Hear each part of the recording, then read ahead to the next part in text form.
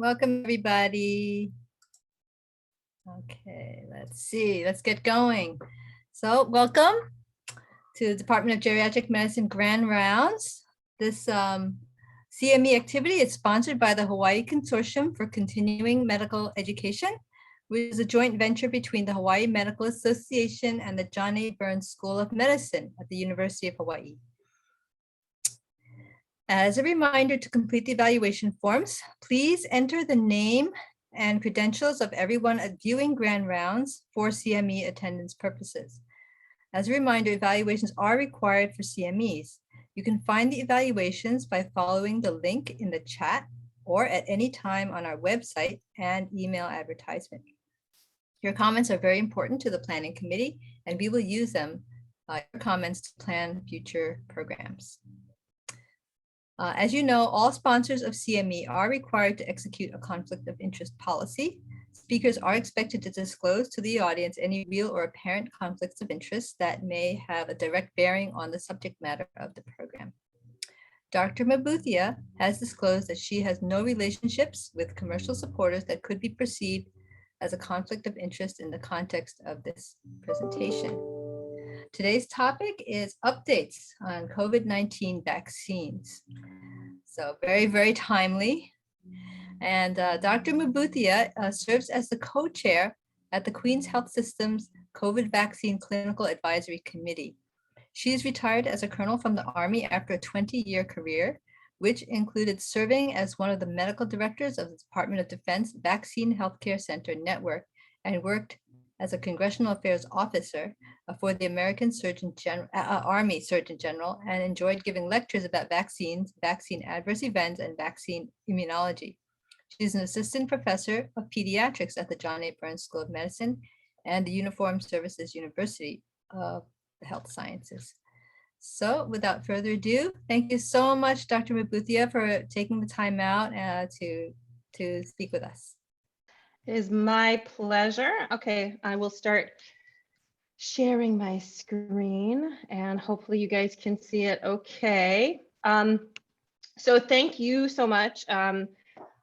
It's an evolving lecture, and so I try to make sure I put the date clearly at the bottom of the lecture because as of 12 September, this information is current.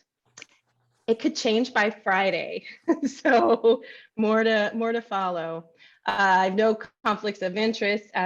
So other disclosures, I'm not an infectious disease doctor or a virologist. So allergy and clinical immunology is what I've studied. I love vaccines. So I tend to always think, hey, there's a way to get that vaccine in.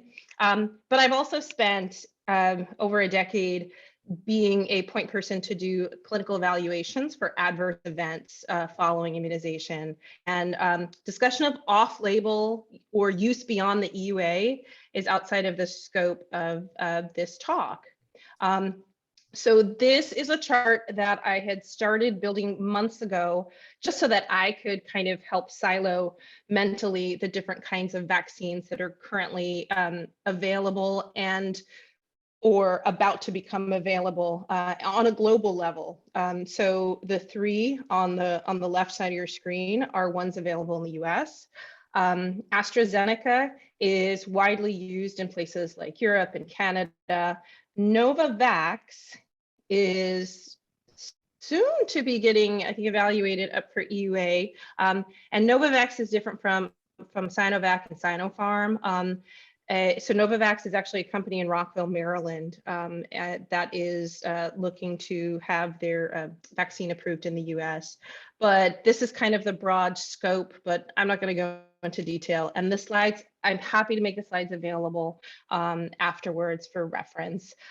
This is just another slide that has some of the commercial names for some of the vaccines that are currently approved by the WHO.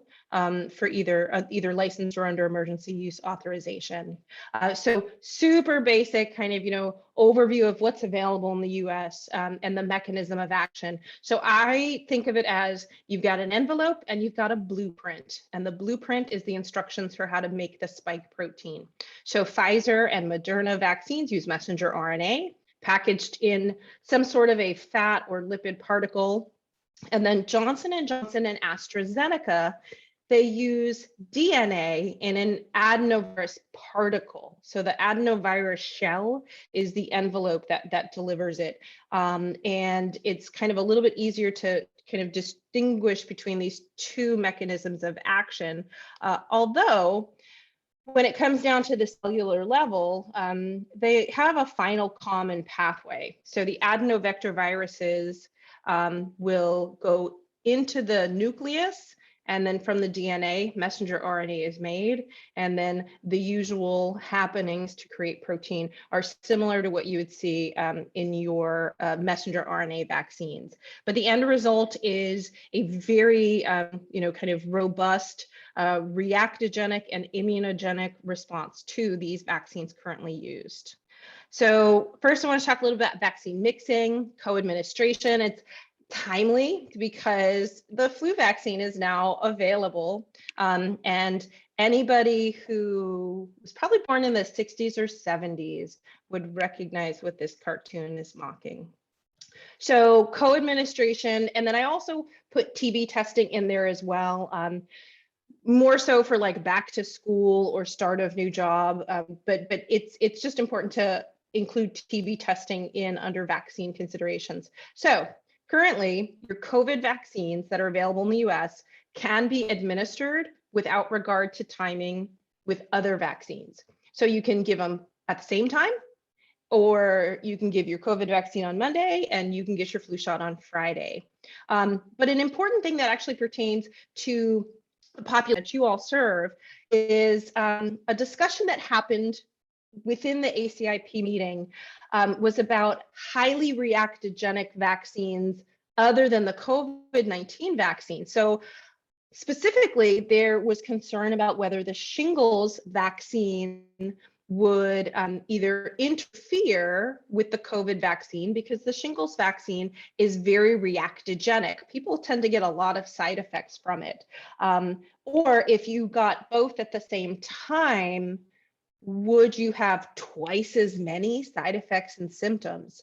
And so even though it hasn't really been studied fully, there is a little sentence that's in the CDC guidance with co-administration, essentially stating that it's unknown if you administer COVID vaccine with another highly reactogenic vaccine, if you're just going to have a higher amount of side effects, but just to be prepared or let the patient know. And so it really does apply mostly to your patient population. If multiple vaccines are going to be given at a single visit, the recommendation is that you specifically give the COVID vaccine in a different arm or different site from all of the other vaccines. So if somebody's coming and they're going to get a COVID vaccine and a flu shot, and they're due for their tetanus, the preference is to isolate the COVID vaccine site away from the other two, more so to be able to see if there's any kind of local reaction that might need to be reported to VAERS or might need further attention. When it comes to TB, tuberculous skin test or serum testing, the guidance is actually the same guidance that applies to live vaccines and TB. And that is, you either do it on the same day, so TB skin test placed the same day as the vaccine, or you do the TB test first, then when they come back 48 to 72 hours later for the reading, then you vaccinate them. But if the vaccine is what comes first, then the recommendation is to delay the TB testing for 4 weeks. Same exact guidance if you're giving someone a live vaccine. So if they got their yellow fever vaccine, or back before when our shingles vaccine was a live vaccine, you'd have to wait 4 weeks if the vaccine was given first. And the concern there is that the vaccine and the immune response will actually cause a false negative TB test. Interchangeability. So this question comes up a lot, and I've got references at the end. And again, this is kind of more information than what I'm going to go over, but I wanted to have it kind of be a high yield slide deck. So there has been, some look into how interchangeable are some of the vaccines. So overall, if a first dose messenger RNA vaccine is received, but it's no longer available for whatever reason, or it's not known, then a second dose of a messenger RNA vaccine given 28 days later can be considered as being fully immunized. They're not fully interchangeable per se, but because the mechanism of action is so similar, if you're not sure what was received first, or if that's no longer available, then you just give another messenger RNA vaccine. And this is also applicable for patients who are immune compromised and eligible for a third dose. Perhaps what they received for their first 2 doses back in the spring is no longer available within a reasonable driving distance. So it would be okay for them to get another manufacturer messenger RNA vaccine. Another situation that comes up is people who start a vaccine series overseas and then they're not staying there long enough to complete it. And one of the things to keep in mind is that in a lot of parts of the world, because of vaccine supply, the 2 dose schedules were actually spaced 12 weeks apart. And so potentially somebody started the vaccine series, they had already planned to come to the US, maybe for a job, maybe for school, so they never got that second dose.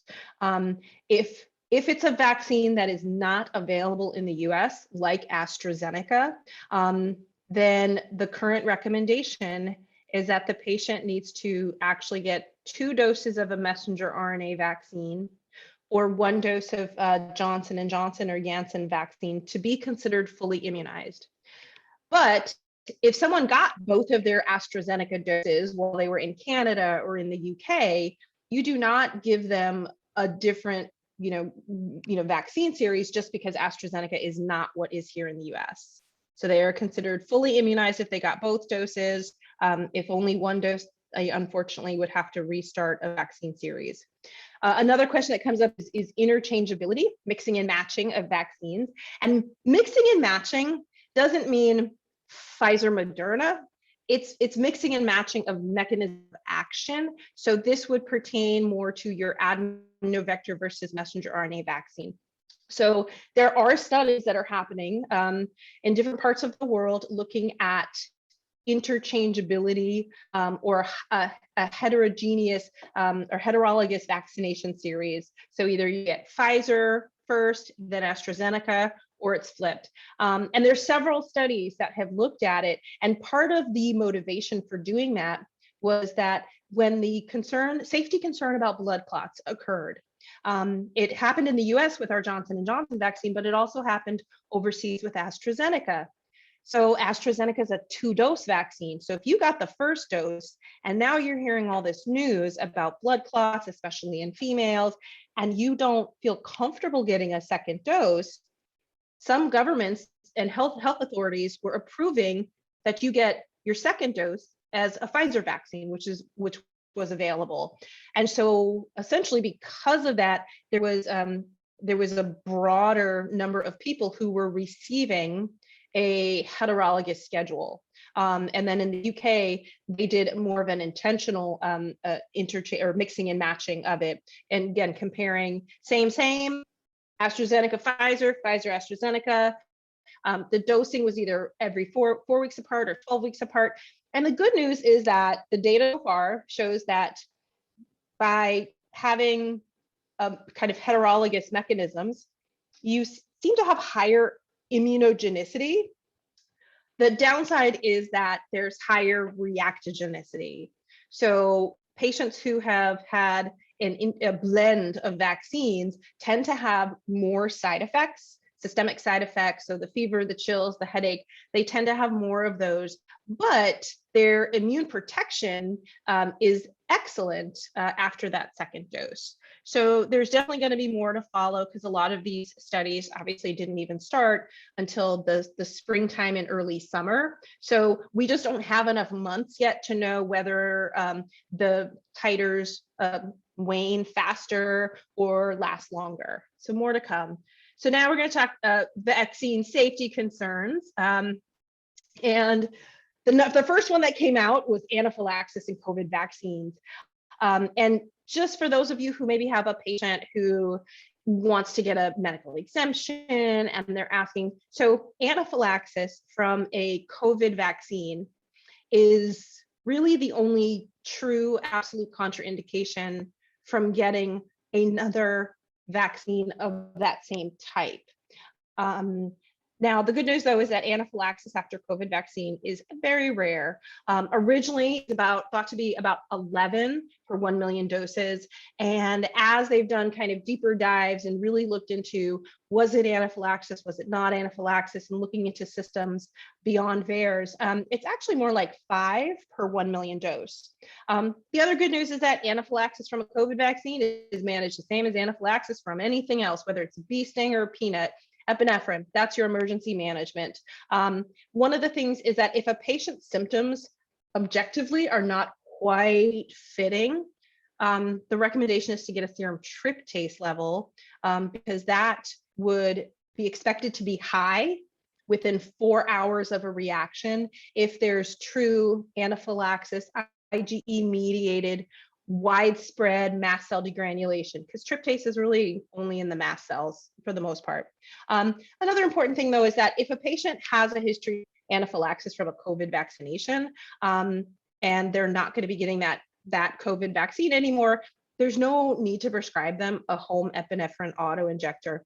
I've seen this done, and it's not very cost effective for the patient to have an EpiPen to something that, it's not like you accidentally eat messenger RNA COVID vaccine in a salad the way you might with, let's say, a food allergy. So they don't need to have a home EpiPen.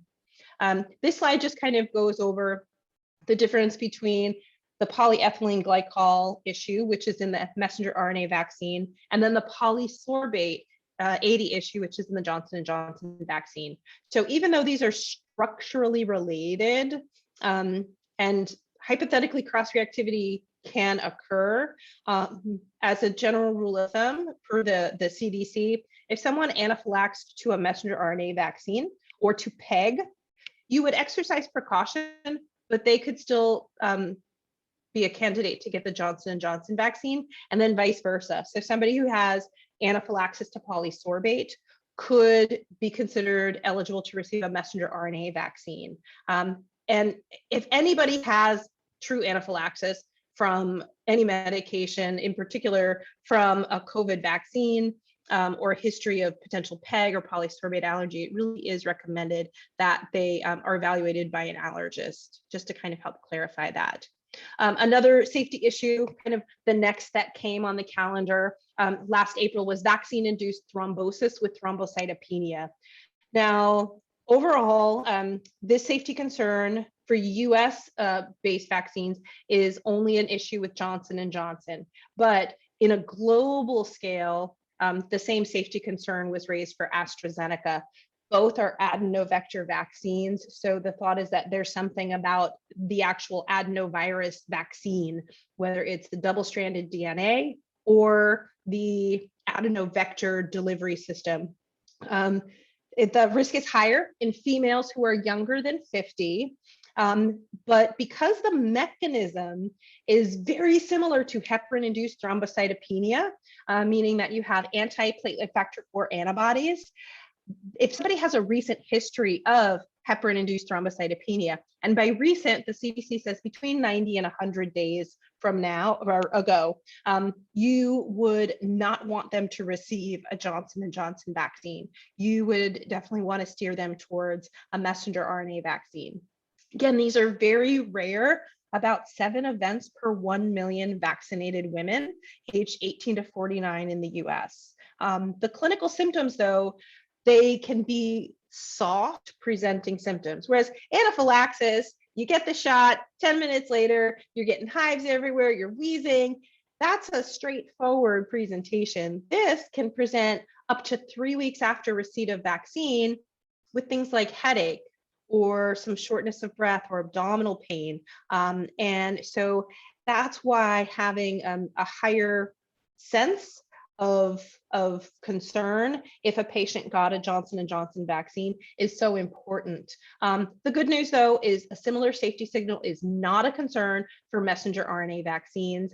And even though I'm not trying to push any kind of vaccine on anybody. I think what you're going to find by the end of the talk is that there's probably more of a reason to encourage people to get a messenger RNA vaccine than a Johnson & Johnson vaccine, at least at this point in time, for a lot of reasons. Other things, use of contraceptives was not a higher risk, and there's no evidence that supports taking aspirin prior to vaccination to try to prevent this. Then evolving, going from April into May of 2021, myocarditis and pericarditis after messenger RNA vaccines became the next safety signal that came up. Now this pertains more to a non-geriatric age group, but it is still a risk. And I have come across patients who are older, but because they hear that, oh, the vaccine can cause heart damage, that's all they hear. They don't necessarily hear that it's predominantly young males under the age of 30. So you may have patients who ask questions about this. So there were two systems that information was pulled from for this graph. And this was actually presented, excuse me, at the ACIP meeting on the 30th of August. So one is VAERS, the Vaccine Adverse Event Reporting System. Now, VAERS is a passive reporting system. It's essentially like Yelp. So anybody can submit to VAERS. Patients can submit, clinicians can submit. The Vaccine Safety Data Link is a group of large hospital systems that are able to reach into diagnosis codes on patients and kind of cross-check data between when they were vaccinated and the diagnosis code. So depending on your approach, VSD data tends to be a little bit cleaner because you don't have external folks, non-medical folks submitting reports that are coincidence and not causal. But even between VAERS and VSD, both of those systems did show that there was a higher than expected number of cases of myocarditis within 7 days of receipt of a messenger RNA vaccine. Excuse me, higher after dose 2 compared to dose 1, and again, predominantly younger males. So it's important overall to rule out any other causes, especially infectious causes like things like COVID or enterovirus, if a patient presents with myocarditis or pericarditis, but you have a much higher index of suspicion, in particular if it's been less than a week since they got a messenger RNA vaccine. Some patients did get myocarditis after their first dose, and it hasn't fully been teased out, but it appears that in those patients, there was a higher predisposition to having already had a history of COVID.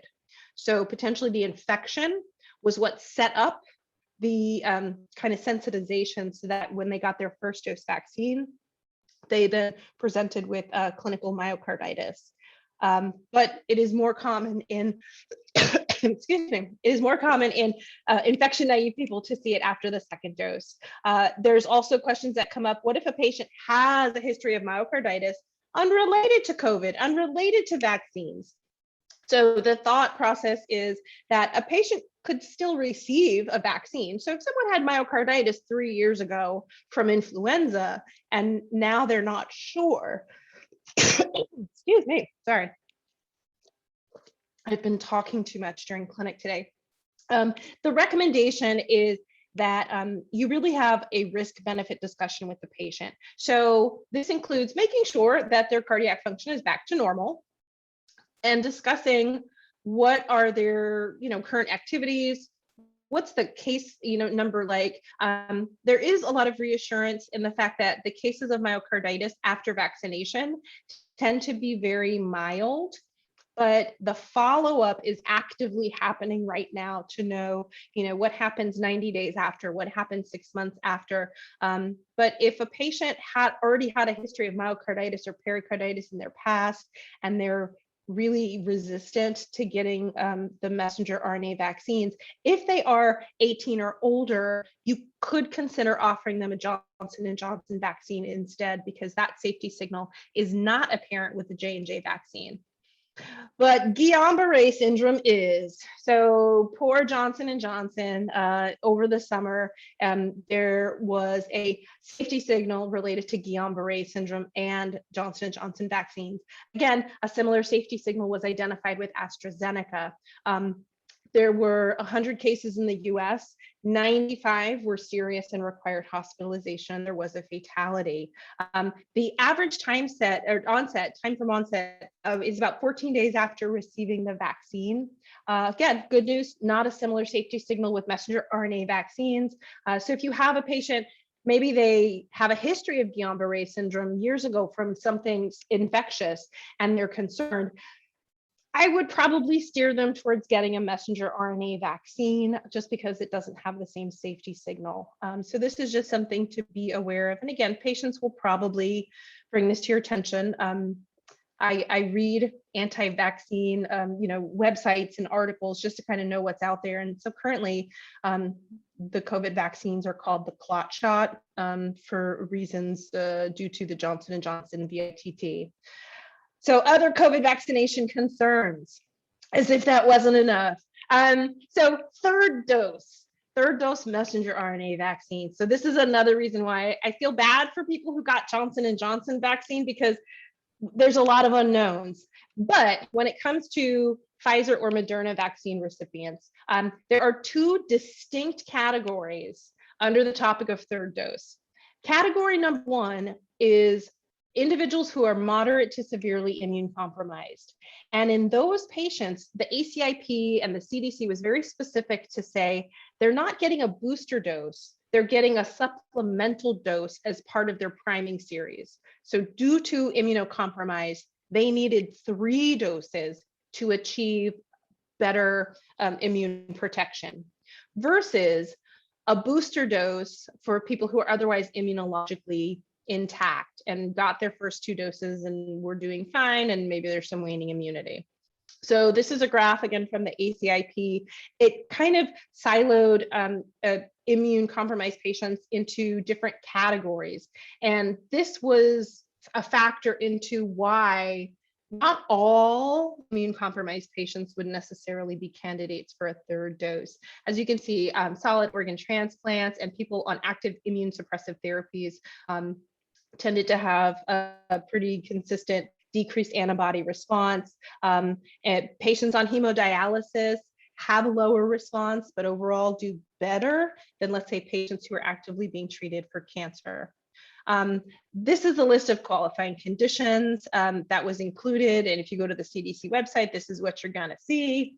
But things that weren't listed specifically that should be considered when you're evaluating a patient to say, are they or are they not moderately to severely immune compromised? So patients who are asplenic, including patients with sickle cell disease, you might consider your asplenic patient moderately immune compromised, depending on underlying conditions. But not all patients who don't have a spleen are immune compromised.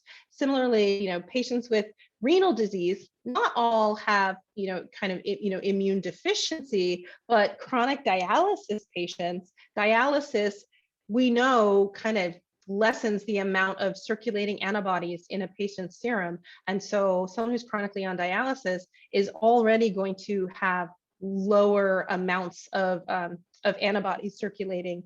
And so they may meet the criteria. And then chronic liver disease, well, it depends on what their liver disease is, but you may have patients who meet this criteria based on their underlying chronic liver disease. Things that don't have significant immune suppression, people who are on steroid inhalers or get, steroid injections into the joint, and actually HIV patients who have a good CD4 T cell count would not meet the criteria. And then people with autoimmune conditions that are completely stable and not requiring any kind of immunosuppressive or immunomodulatory treatment wouldn't meet the criteria for a third dose. So now shifting to the immune intact or the rest of the population, one of the key questions right now is to boost or not to boost. And I'm waiting like the rest of you to see what the eventual vote is, but really what they look at is, okay, what's the vaccine effectiveness? And then does it wane over time? But also, what endpoints are you looking at?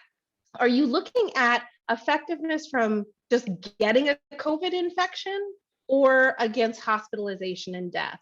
And then also, is it safe to give another dose? If so, when would that dose be best given? And another question that comes up is, hey, does boosting give more protection against the Delta variant, or does boosting not impact your protection against the dominant strain? So a little bit of background about vaccines. My colleagues in pediatrics are very familiar with multiple dose series for inactive vaccines, but it's actually very common for inactive vaccine series to require not just multiple doses, but doses that happen around the 6-month mark. That's not unusual. And the way I think about it is a volleyball analogy with bump, set, spike. So bump gives you control of the ball, set gives you the height, and then the spike gives you the power. So if you look at your COVID vaccine series, or maybe your hepatitis B series, you get 2 doses about a month apart. That's your bump and your set. But where you really get your long-term power and duration of immune protection is with that 3rd dose that happens around the 6-month mark. And so my thought or prediction is we're probably going to find that around that 6-month mark is what's important to give us longer protection. And then, strains are going to mutate, and then we're still going to have to get another shot next year. This was a study that came out of the Mayo that compared Moderna and Pfizer across different states in the US. And what they did was they had patients who got their Moderna and their Pfizer 2nd dose around the same time. And they were following them for COVID infection and then COVID hospitalization. But an important thing to consider is around the same time that your kind of titers might start to wane, that's when the Delta variant surged. And so overall, part of what we might be seeing with a lot of breakthrough infections could be a combination of both waning antibody protection and also a new mutant that is a little less of a perfect fit for the antibodies. But the good news is that both vaccines were still highly protective against hospitalization and death. And that's a really important take home when people say the vaccine, oh, it doesn't work, it doesn't work. Fewer people end up in the hospital who have been fully vaccinated, and fewer people die who have been fully vaccinated. And so I'm okay if there's some breakthrough, but less people die who are fully vaccinated. And that's a really important thing for patients and clinicians to really make sure that they're messaging. So this is a slide that actually came from the most recent ACIP CDC meeting. And this was looking at multiple studies. And they specifically focused on cases of COVID infection in fully vaccinated people in the pre-Delta time and then in the Delta time, and also hospitalization or severe disease and death. And so as you can see, yes, there's a pretty broad spread in terms of protection from Delta, but the data is pretty tight that you still have about an 80 to 90% efficacy against hospitalization or severe disease and death. So what does this mean in terms of booster dosing? I was expecting at the last meeting that they were going to say, let's go, booster dose. And they didn't.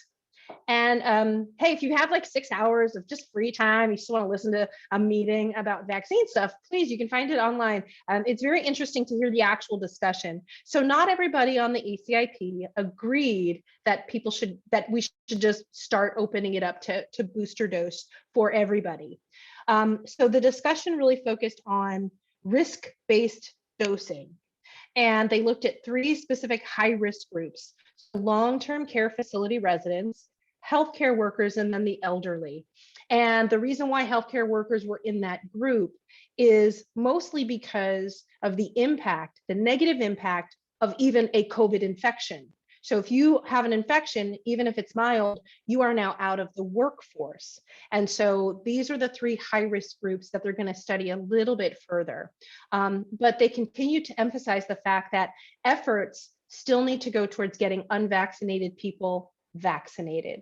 So before everybody gets a 3rd dose, we really need to make sure that we have exhausted our efforts to get the unvaccinated fully vaccinated. So, the other thing too is, what's the end point? And for a lot of the people in the discussion on this meeting, they said, our end point is we don't want people to die. We don't want people in the hospital on ventilators. If people are sick with mild disease at home and have a breakthrough infection, that's not bad. I mean, honestly, if you look at some other vaccines, like I remember when the first shingles vaccine came out, it was only 50% protective against getting shingles. So there was still a 50% chance you were going to get shingles, but your symptoms would be less and the duration would be less, but there was still a 50% chance. And so it's not unusual that the endpoint that's most important for a vaccine is that you don't die.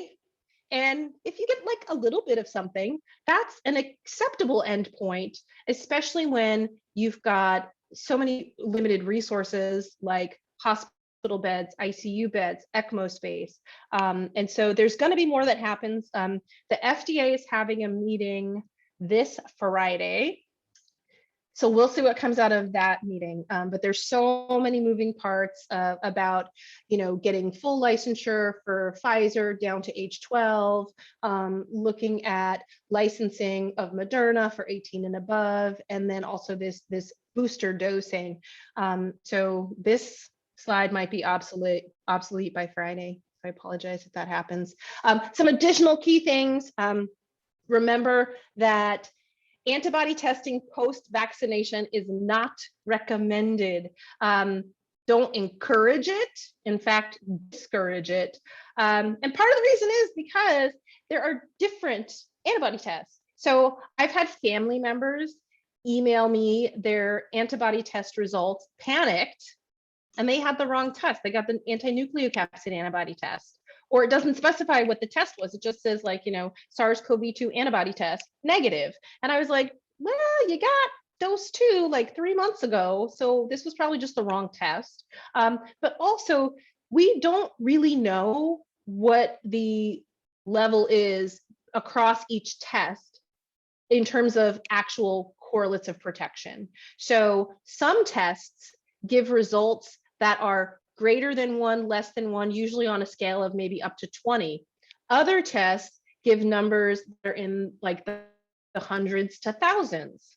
So trying to figure out which test result is more reliable and provides a correlate of protection is something that's still being figured out. Also, the vaccine response is not just about the antibodies. It's also about making memory T cells and memory B cells. And then your plasma cells are what make your antibodies. But the antibody testing is not the full, complete picture of what you're getting protection and immune memory, from the vaccine for. The primary goal, again, if it's to prevent hospitalization and death, then your antibodies are not quite as important as your CD8 T cells and your CD4 T cells, because your T cell memory is what's helping to keep your tissues from being attacked by the virus. So the antibodies are good up to a point. Once you go past that point, it really is your T cells that are fighting to keep your organs otherwise intact. Another clinical pearl, VAERS reporting is very important. So I know I talked about the vaccine safety data link and how it's cleaner data, but here's the thing, VAERS reporting, even though it's passive, it gives a safety signal. It gives a safety signal. And when people say, X, Y, or Z about VAERS data, it's passive, it's not causal, anybody can submit, but the system works. because if you think about how many cases of blood clots, VITT, how many cases of myocarditis, how many cases of GBS occurred until there was some sort of alert or pause, it wasn't that many. And the reason why was because VAERS. VAERS gives a signal, and then the CDC and the ACIP and the FDA, they investigate further. So VAERS works. Vaccination, again, is still such a critical thing for everybody who is eligible. There are very, very, very few clinical situations where somebody should not get a COVID vaccine. Very, very, very few.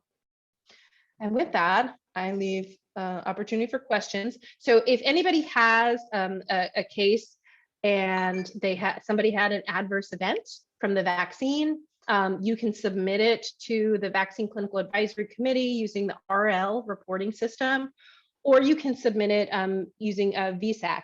So part of what the VSAC does is we evaluate the case, and then we kind of have our standard questions, but one of those questions is, should a VAERS report be submitted?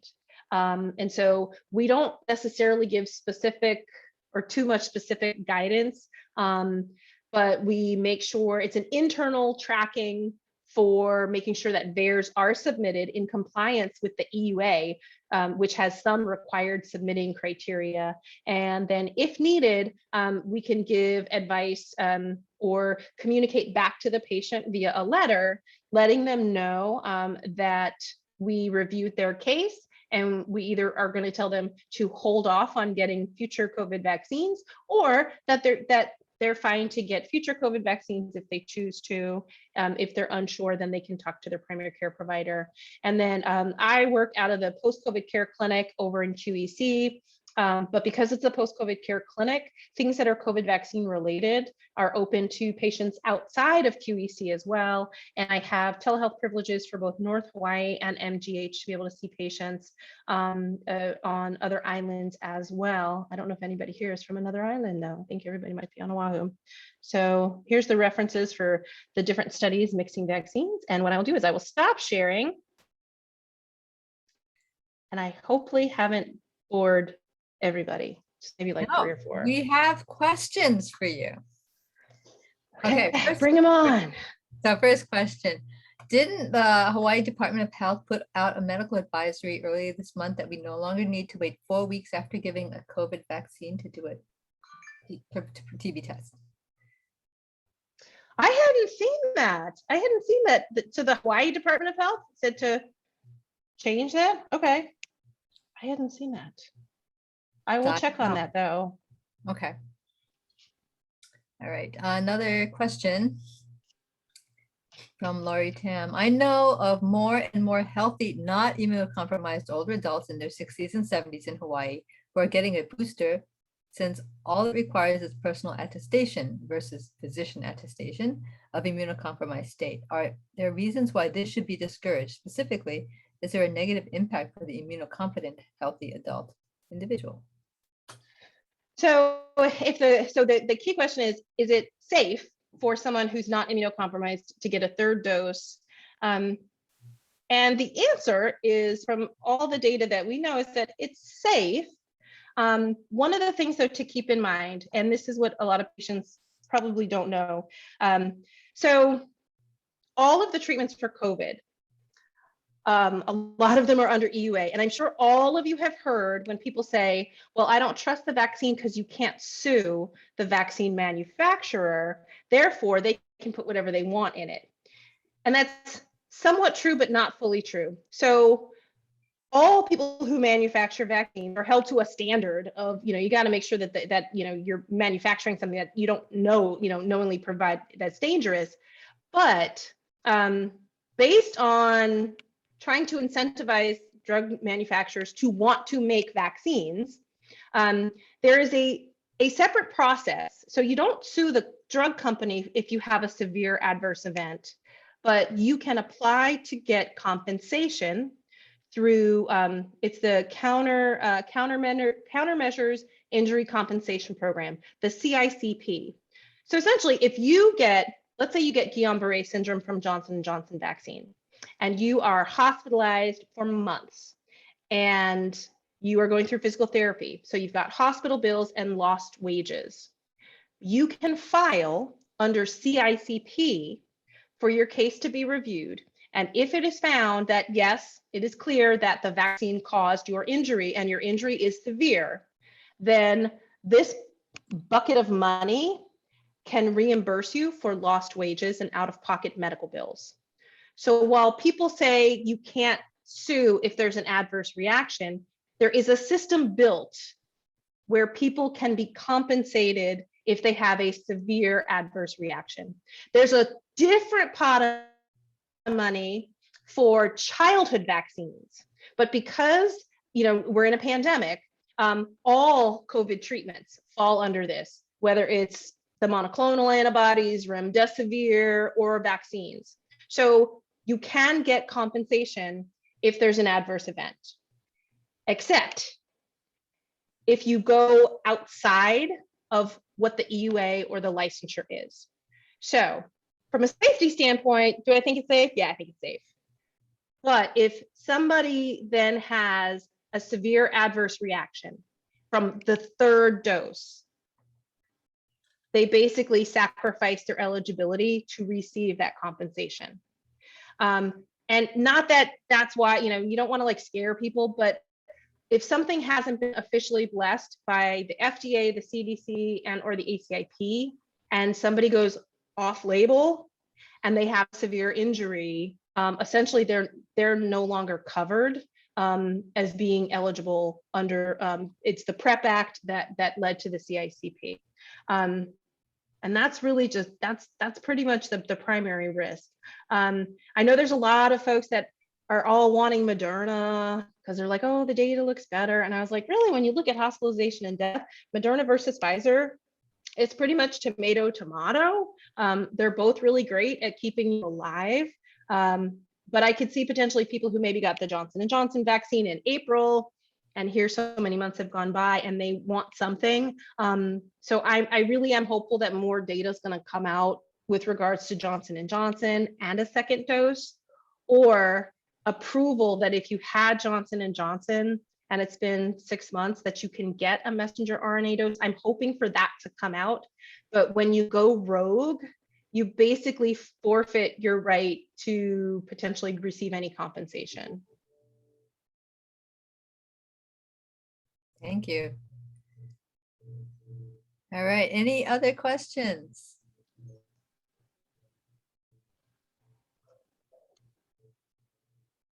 Super real-time info, thank you. Like I said, this could be outdated by Friday. Sorry, when the next meeting happens. Okay. Oh, and we have in the chat box that if you want to get CME, evaluations are required, and there's a link that you can click on right now, and you can have it up there for yourself to finish right after we're done. Okay. And right after we end, I'll send Dr. Wen the slides, so that way you guys have it, because if you're like, want to fall asleep and you're like, I'm going to read a bunch of journal articles, that'll put me to bed. Thank you. Yeah, we can post the PDFs onto our website for people to download. Perfect. Oh, and it looks like, so I got a question. I'm wondering if it's like the annual flu vaccine, where getting a booster too early may not be the best for the individual.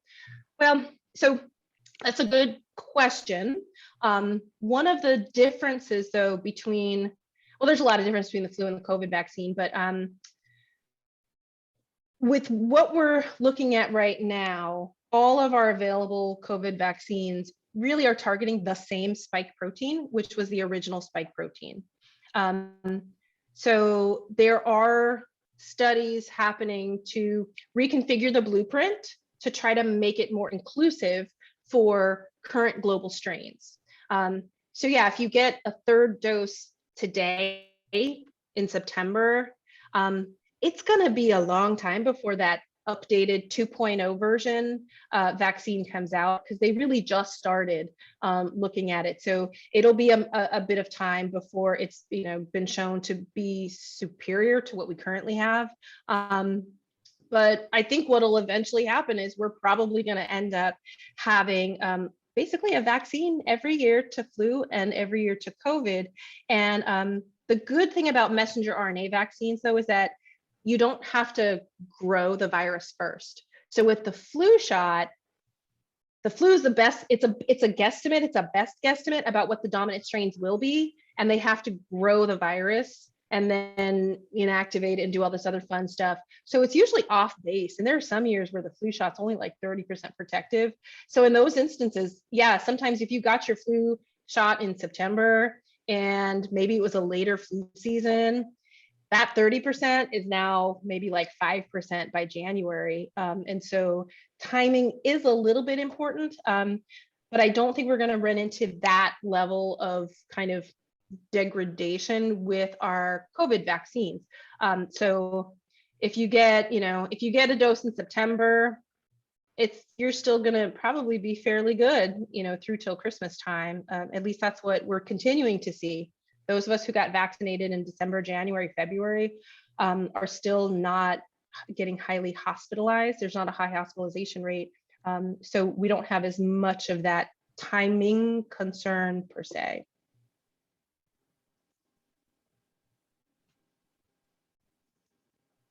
You don't think there's going to be some sort of universal COVID vaccine that would sort of cover all variants someday? So what would have to happen is they'd have to basically find what's the magic part that if that part mutates, then the virus doesn't work anymore. So you want to find the part of the virus that is most likely to be a requirement for cell entry. And so again, your spike protein and you've got your receptor binding domain. But if they can pretty much hone in on the elements that must be in place for the virus to enter your cells, then we have our universal vaccine. Now, the downside, though, of things like your flu and your coronavirus. So again, I was a pediatrician before I became an allergist. Coronavirus used to be just like, oh, common cold and rhinovirus. We thought about it as no big deal. But these are viruses that mutate all the time. And so knowing that they're sloppy, they make errors when they replicate. They're, RNA viruses. And so the likelihood of mutation is so high that I think there's still going to be some need for periodic COVID shots. How frequently that's going to be, I don't know. It would be wonderful if they could make like a blend of COVID and flu and kind of time it at the same time. But I'm sure that would decrease the number of people that then want to get a flu shot just because, as opposed to like chickenpox. So like the chickenpox that I had in the 80s, that's double-stranded DNA. It doesn't make a lot of mistakes. It doesn't have a lot of mutations. So my 80s chickenpox, it's like, it's like a prom photo. You can still tell it's me. It's still recognized by the immune system in 2021. But I mean, if you think about it, the Spanish flu from 1918, we still vaccinate against it. We're still vaccinated against the flu 100 years later. So I think that vaccines are long-term going to be our way to kind of get back to normal eventually. All right. So there's one more question. If someone got a vaccine overseas and it's not messenger RNA vaccine, and now they move to Hawaii, should she get mRNA vaccine? Is it too risky? So, there's the two main kinds of vaccines overseas are AstraZeneca, which is an adenovector 2-dose and is considered highly effective. And the other ones are like the Sinovac and Sinopharm, which are whole cell inactive protein vaccines. And there's not as much data out there readily available. So the guidance right now is as long as they got their 2 doses, they are considered fully vaccinated.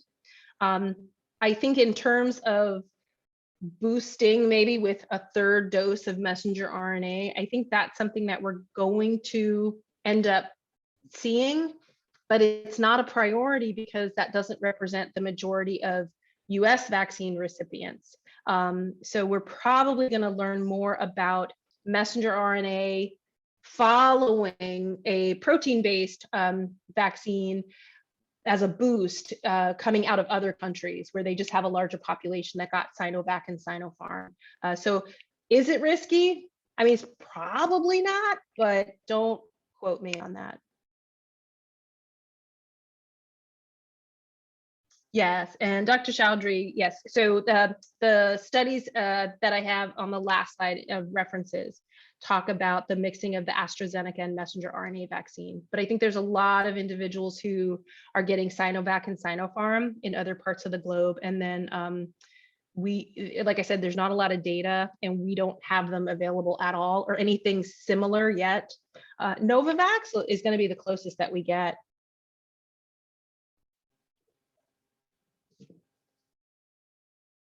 Any other questions?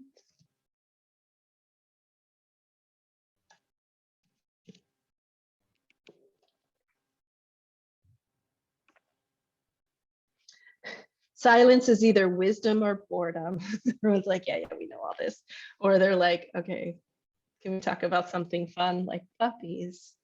But in either case, if you guys come across a patient who, and I've had patients where they got a first dose and now they're concerned because of everything they're reading about getting fully vaccinated. I'm happy to see them as a referral. It's got to come from the PCP. So if a patient calls QEC directly to schedule, they're probably going to get told that doctor doesn't work here because I'm relatively new. So a lot of the front staff doesn't even know who I am. So when people called, they're like, she doesn't work here. I was like, they're going to think I'm a fraud. But I am there. And currently I'm booked out about a month. But there's probably going to be people who fall into that criteria because of workplace mandates. And so maybe somebody says, I want a vaccine exemption. I want a medical exemption because of X, Y, or Z. And you're also going to have people who said, I want to get my second dose, but I'm scared because I had this happen after my first dose. What should I do? And really, it's a risk benefit discussion depending on the situation. And I'm happy to see those patients. Oh, that's a great question. If someone got positive COVID and never got vaccinated, should he or she get vaccine? Yes, yes. So for multiple reasons, the one temporary exemption though is if someone gets monoclonal antibodies, you got to wait 90 days before you vaccinate them. So even if it's, let's say they got first dose, they got COVID, wait 90 days before you give them the second, because of the monoclonal antibody can interfere with the vaccine response. But one of the challenges of natural infection is that not everybody mounts a super high immune response. But the studies have shown that individuals who have a history of COVID, even if that history was COVID 2020, they have an amazing immune response following vaccination. And so their antibody titers decline just like everybody else's, but they have almost like a super level of antibodies following vaccination with either Pfizer or Moderna. And so, just because you have a history of COVID, your window of protection is not infinite. And depending on how mild your infection was, that shortens the window less and less. So someone who was just found to be an asymptomatic carrier, I mean, I wouldn't go and test their antibodies to make a decision. I would still recommend that they get it, but the likelihood is that they don't have as robust as someone who maybe was hospitalized. But here's the thing, I would rather get my antibodies from a vaccine than get a really high antibody response from having such a severe case of COVID that now I have all of the lung damage and long-term sequelae. Okay, so another question. Had one patient who developed shingles 3 days after the second dose of the vaccine. Another developed a much more severe case of genital HSV 3 days after the second dose. What do you recommend for boosters later if approved? So I would still recommend boosters. And so so when you think of shingles versus HSV, you kind of have to separate those out a little bit. So one of the things with shingles is a recent infection of shingles, a recent outbreak, not an infection, a recent outbreak of shingles is essentially Mother Nature's way of boosting protective antibodies. And so you would not expect to see another episode of shingles. And this is assuming that the immune stress of the vaccine just kind of unveiled, shingles. I'm sure, you guys are very well experienced in the fact that lots of different sources of stress can suppress the immune system enough that the varicella virus reactivates. But once it's been reactivated, your immune system should now get a natural boost to then be able to quiesce any near-term further events. HSV can be a little bit different because depending on how reactogenic somebody responded. So, somebody who had a lot of side effects from the vaccine, well, we know that their immune system was responding, and could that have been just enough stress that they had an HSV outbreak? And in that situation, I would have a very low threshold to start them on an antiviral. You could, there's no guidance that says you can't give them antivirals and start them a few days before they get a booster dose. I don't know if there's any situations, you can tell I don't do like as an allergist, like I'm not treating a lot of HSV. But if there's any, kind of criteria for maybe doing a prophylaxis around a known stressor, it's not going to interfere with the vaccine at all. But again, with so much immune response and reactogenicity with these vaccines, there's definitely been, you distract the immune system enough in one direction, and it's just enough of a stress that some of these other conditions can show their heads. An important thing I try to make sure patients know is the vaccine didn't cause what happened. It's just that the vaccine kind of distracted the immune system so that these things popped up, whether it's a reactivation of herpes or a exacerbation of an autoimmune disease. The vaccine didn't cause it. The inflammatory reaction kind of distracted the immune system, and this other part just kind of, popped its head up. But as long as you can manage that underlying condition with things like antivirals, then it's always going to be safer to make sure that the patient is up to date and current with their vaccinations.